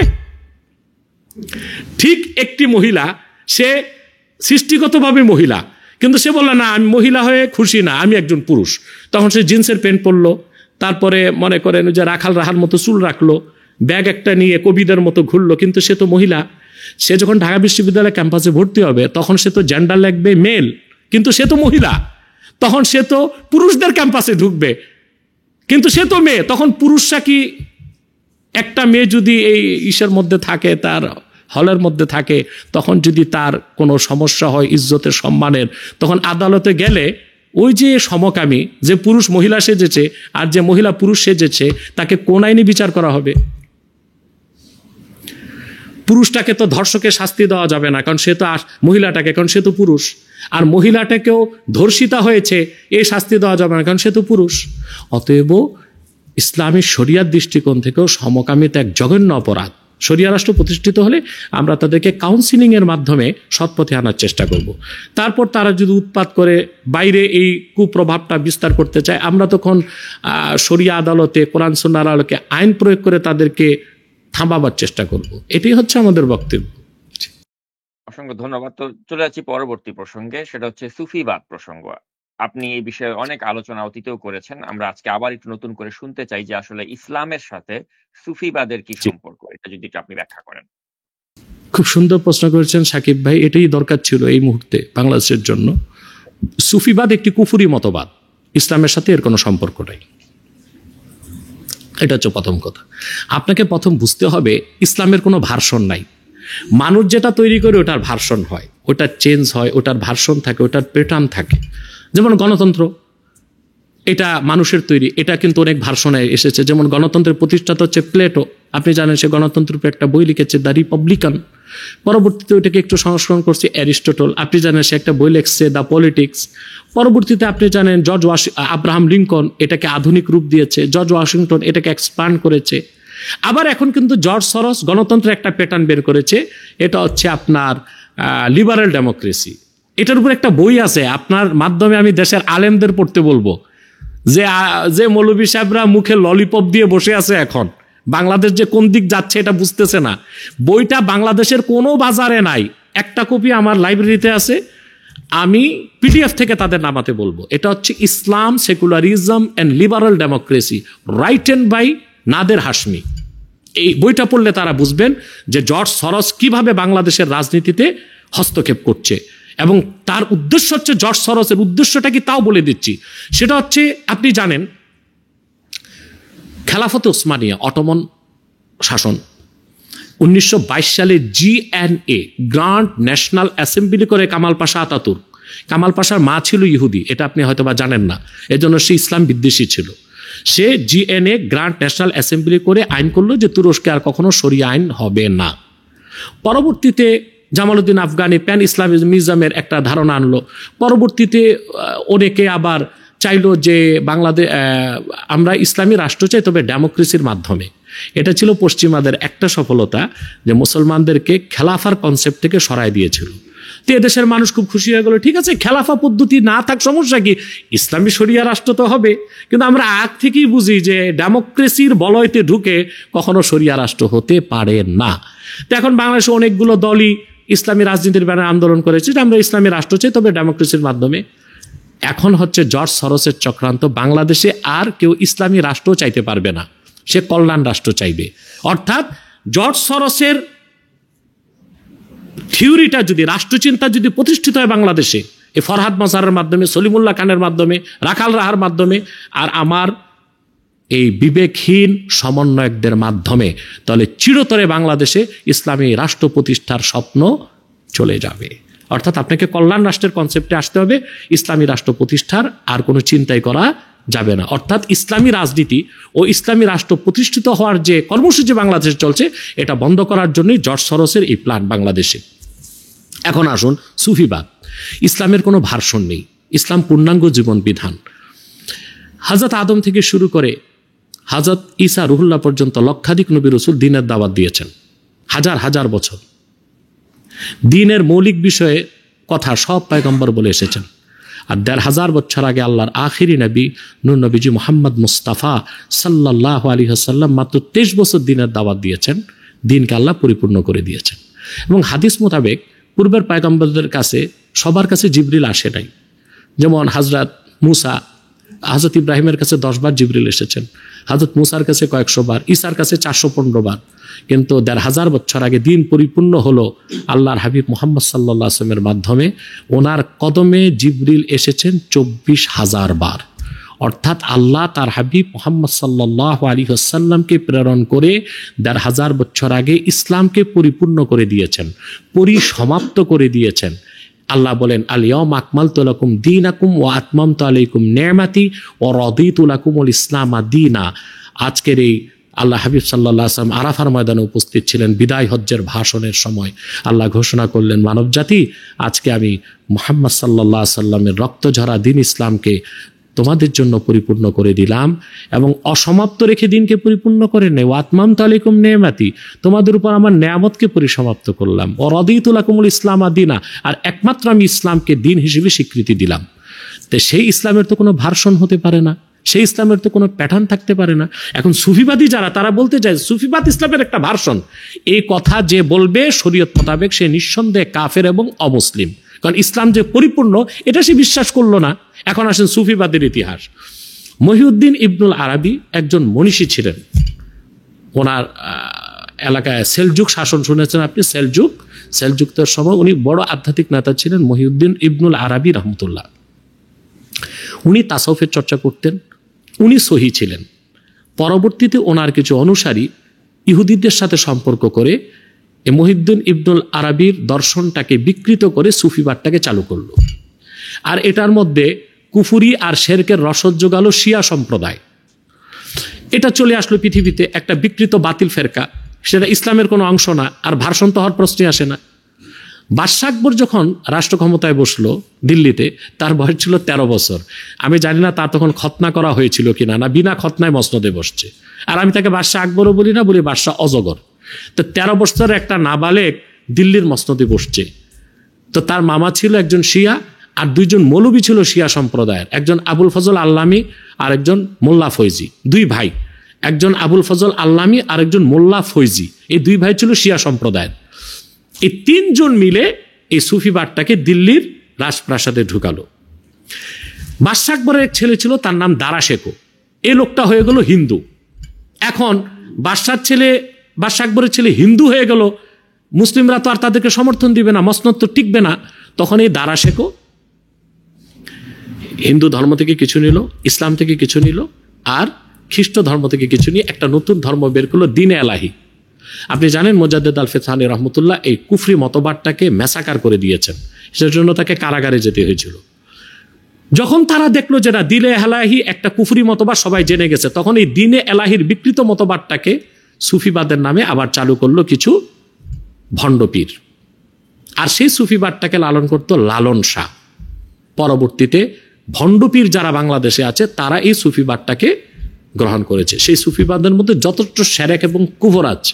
কুফরটা কত জঘন্য, ইবনু তাইমিয়ার একটা কথা সুন্দর বলেছে। ইবনু তাইমিয়া বলেছে যে কুফরু সুফিয়া আশাদ্দু ওয়া আকবাহু মিন কুফরিল ইয়াহুদ ওয়ান নাসারা, ইহুদি খ্রিস্টানদের কুফরির চেয়ে জঘন্য হচ্ছে সুফিদের কুফরি। আপনি দেখেন না, সুফিবাদী বাংলাদেশে আছে, হিন্দু মহিলা বিয়ে করতেছে। আবার একজন সুফিবাদী আছে, ওনার দাড়িটা নাভি পর্যন্ত, মোষটা 3 ইঞ্চি মোটা, টুপিটা কিম্বুত কেমাকার। ওই সুফিবাদী যে পায়জামাটা পরে ওর ভিতরে তার নাতি ঢুকবে, এত মোটা, পিছনে সরস্বতীর মূর্তি, সামনে লালনের বেহালা। একে কি মুসলিম বলার সুযোগ আছে? তার আকীদা বিশ্বাস সম্পূর্ণ কুফরি মতবাদে দূষিত হয়ে গেছে। অতএব সুফিবাদ একটি বিকৃত কুফরি মতবাদ, এটাকে বিশ্বাস করার সুযোগ নাই। আমরা আহলুস সুন্নাহ ওয়াল জামাত তরিকত তাসাউফকে বিশ্বাস করি, এটা ইসলামের অংশ, এটা ভার্সন না, ইসলামের একটা অংশ। এরা আবার ইসলামকে অনেক ভাগে ভাগ করতে চায়, নাস্তিক কাফেরগুলো। যেমন বলে পলিটিক্যাল ইসলাম, আবার বলে রেডিক্যাল ইসলাম, আবার বলে সুফিবাদী ইসলাম। আশ্চর্য অবস্থা, ইসলামের তো কোনো ভার্সন নেই। ইসলামী রাজনীতির কথা বললে বলে এটা পলিটিক্যাল ইসলাম। না, ইসলামী রাজনীতি পূর্ণাঙ্গ ইসলাম নয়, পূর্ণাঙ্গ ইসলামের অংশ। জিহাদের কথা বললে বলে এটা রেডিক্যাল ইসলাম। না, জিহাদটা পূর্ণাঙ্গ ইসলাম নয়, পূর্ণাঙ্গ ইসলামের অংশ। তরিকত তাসাউফ পূর্ণাঙ্গ ইসলাম নয়, পূর্ণাঙ্গ ইসলামের অংশ। সেটাকে সুফিবাদ বলার সুযোগ নেই, সেটা তরিকত তাসাউফ। আবার এখন একটা কথা বলা হয় মডারেট মুসলিম। এর মানে হচ্ছে আপনি ইসলামের আদর্শ একদিক আর পশ্চিমাদের আদর্শ একদিক। যদি দেখেন ইসলামী আদর্শের বিপক্ষে যায় না, পশ্চিমা আদর্শ ইসলামের আদর্শ মানে, পশ্চিমা আদর্শ মানে। আর যখন দেখে যে না ইসলামী আদর্শের বিপক্ষে চলে গেছে পশ্চিমা আদর্শ, তখন তারা ইসলামী আদর্শকে বাদ দিয়ে পশ্চিমা আদর্শ গ্রহণ করে। এদের নাম হচ্ছে মডারেট মুসলিম। আর কোরআন সুন্নাহ অনুযায়ী তারা মুসলিমই না। অতএব সুফিবাদ একটি বিকৃত মতবাদ। ধন্যবাদ। এবং আপনি যেই 2 ব্যক্তির নাম আনলেন, অধ্যাপক সলিমুল্লাহ এবং আপনি ফরাদ মজারের কথা বললেন, তারা আমি শিওর যে তারা এই অনুষ্ঠানটি হয়তো দেখছেন। তো তারা যদি আপনার সাথে এই বিষয়গুলো নিয়ে ডিবেট করতে চান, তারা মোস্ট ওয়েলকাম। আপনার সাথে অবশ্যই আমরা নাগরিক টিভিতে যদি ফরাদ মজহার অথবা সলিমুল্লাহ, আলহামদুলিল্লাহ, I am ready 24 hours to attend in debate with Salimullah Khan and Farhad Mazhar. This is my open challenge to Salimullah Khan and to Farhad Mazhar. জি। তো আমরাও এই অনুষ্ঠানের মাধ্যমে তাদেরকে বলতে চাই যে তারা যদি এই বিষয়গুলো নিয়ে আপনার সাথে যদি তারা ডিবেট করতে চান, তারা মোস্ট ওয়েলকাম, আমরা সেটি আয়োজন করব। তো আমরা এখন অন্য একটি বিষয়ে যেতে চাই, সেটা হচ্ছে একটি বৃহৎ ইসলামিক রাজনৈতিক দলের নেতা তিনি বলেছেন যে রমজান মাসের পবিত্রতা রক্ষার জন্য রেস্তোরাঁ ও খাবারের হোটেলগুলো যেন দিনের বেলা বন্ধ রাখা হয়। তো এ ধরনের উক্তির ফলে যারা অন্য ধর্মের মানুষ বা যারা শিশু বা অসুস্থ, তাদের জন্য কি সমস্যার সৃষ্টি হতে পারে না? আপনি বিষয়টা কিভাবে দেখছেন? দেখুন, এখানে আমি কথাটাকে এক কথা উত্তর দেওয়া যাবে না। এটা হচ্ছে আপনার বৃহৎ রাজনৈতিক দলের কোন নেতা বলেছে আমি এখনো শুনি নাই বা জানি না, যেই বলুক, এটা সকল ইসলামী দলেরই কথা, সকল পীর মাশায়েখের কথা, সকল মুসলমানেরই চাওয়া রমজান মাসে এটা বলে না তারা যে খাবার দোকান, মুদি দোকান সব বন্ধ করে, যেন না খেয়ে মানুষ মরে যায়। বলে প্রকাশ্যে রেস্তোরাঁ, হোটেল বন্ধ রাখতে। এই দাবিটা তো একেবারেই যৌক্তিক। এখন রমজান মাসে যেহেতু মুসলমানদের পানাহার করা সম্পূর্ণ নিষেধ, কেউ যদি পানাহার করে অসুস্থতার কারণে ঘরের ভিতরে করবে, প্রকাশ্যে না। কারণ সিয়ামু রমাদান, রমজানের রোজাটা হচ্ছে শেয়ার ইসলাম।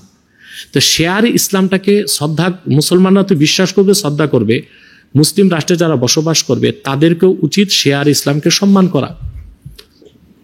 তো রমজান মুবারকের রমজানটা হচ্ছে, রমজানের রোজা হচ্ছে শেয়ার ইসলাম। এখন প্রকাশ্যে যদি হোটেল আর আপনার রেস্তোরাঁ খোলা থাকে, তাতে এটা শেয়ারে ইসলামের অবমাননা হয়ে যায়। অতএব যে কোনো ইসলামী দলের নেতা বা যে কোনো মুসলমান দাবি করতেই পারে প্রকাশ্যে যেন দোকান আর রেস্টুরেন্ট বন্ধ থাকে। এখন আসুন অমুসলিমদের প্রসঙ্গে আর শিশুদের প্রশ্নে। প্রথম জবাবটা দিয়ে নিচ্ছি, শিশুদের জন্য রেস্তোরাঁ বা হোটেলের খাবার একেবারেই অস্বাস্থ্যকর। আমি মনে করি শিশুদেরকে কোনো অবস্থায় রেস্তোরাঁ বা আপনার রেস্টুরেন্টের খাবার দেওয়া উচিত না। গেল তাদের বিষয়। এখন অমুসলিমদের বিষয়। আপনি কি জানেন অস্ট্রেলিয়াতে বিকাল 5টায় সব হোটেল বন্ধ হয়ে যায়? তা সে দেশে অমুসলিমরা কি সব না খেয়ে মরে যায়? না, সে দেশের মানুষ জানে যে বিকাল 5টার পর অস্ট্রেলিয়াতে কোনো হোটেল খোলা থাকবে না। এই যে নিয়মটা, এই জন্য সকল অমুসলিমরা খাবার দাবার সবকিছু আগ থেকেই প্রস্তুত রাখে যে 5টার পর হোটেল বন্ধ। এমনকি ট্যুরিস্টে আমরা যদি যাই, আমাদেরকেও এটা জানা থাকতে হবে বিকাল 5টায় সব বন্ধ। ঠিক একটা মাসের জন্য যদি, যেটা 12 মাস চলতেছে অস্ট্রেলিয়াতে, তো একটা মাসের জন্য যদি বাংলাদেশে হোটেল রেস্তোরাঁ বন্ধ থাকে, তো অমুসলিমরা সেটা মেনে নিবে মানবিক কারণে বা নৈতিক কারণে কিংবা বিবেকের তাড়নায়। তারপরও কথা আছে। রেস্তোরাঁ আর হোটেল বন্ধ থাকলে ভাত মাছ পাওয়া যাবে না। কারণ মানুষ কি বেঁচে থাকতে শুধু ভাত মাছই খেতে হবে? ফাস্টফুড তো খোলা থাকবে, স্ন্যাক্স তো খোলা থাকবে, সেখানে যে কিছু খেয়ে নিবে তারা। অথবা এটা কোনো, আমি মনে করি এটা কোনো অজুহাত হতে পারে না। ধন্যবাদ। তো শেখ মুজিবুর রহমানের অসংখ্য মূর্তি ভেঙে ফেলা হয়েছে এবং একটা মুসলিম সংখ্যাগরিষ্ঠ দেশে এত এত মূর্তি নির্মাণ, এটা কোনো অবস্থাতেই কিন্তু আমাদের কাছে কাম্য ছিল না। তো এখন সেগুলো ভেঙে নতুন করে শহরের বা এই দেশের সৌন্দর্য বর্ধনের জন্য কি কি ব্যবস্থা নেওয়া যেতে পারে বলে আপনি মনে করেন, এবং ইসলামে এ ধরনের মানব মূর্তি নির্মাণের ব্যাপারে কি বলা হয়েছে সেটা একটু ইসলামের আলোকে আপনার কাছে জানতে চাই। জি, সাকিব ভাই তো কানাডাতে না আমেরিকাতে? আমেরিকাতে। জি, আমেরিকাতে স্ট্যাচু অফ লিবার্টি ছাড়া আর কয়টা ভাস্কর্য আছে সারা আমেরিকায় গোনা যাবে? না, বিশেষ করে মানব ভাস্কর্য তো আমরা দেখি না এখানে। তো আমেরিকার মতো একটা ডেমোক্রেট স্টেট, একটা সেকুলার স্টেটে আমরা এই স্ট্যাচু অফ লিবার্টি ছাড়া খুব একটা মূর্তি দেখি না। তো বাংলাদেশ একটা সংখ্যাগরিষ্ঠ মুসলিম রাষ্ট্র, এখানের ভাস্কর্যটাও তো হতে হবে ইসলাম ও মুসলমানের ঐতিহ্যের সাথে যায় এই রকম। যেমন আমি আরব আমিরাত সফর করে দেখে এসেছি আপনার এই শারজার আসল নামটা হচ্ছে শারেকা, এটাকে ইংরেজিতে শারজা বলে, এই জন্য আমরা শারজা বলি, মূলত হচ্ছে শারেকা। তো সেখানে ইসলামী শরিয়া অনেকাংশে বলবৎ আছে শারজাটা।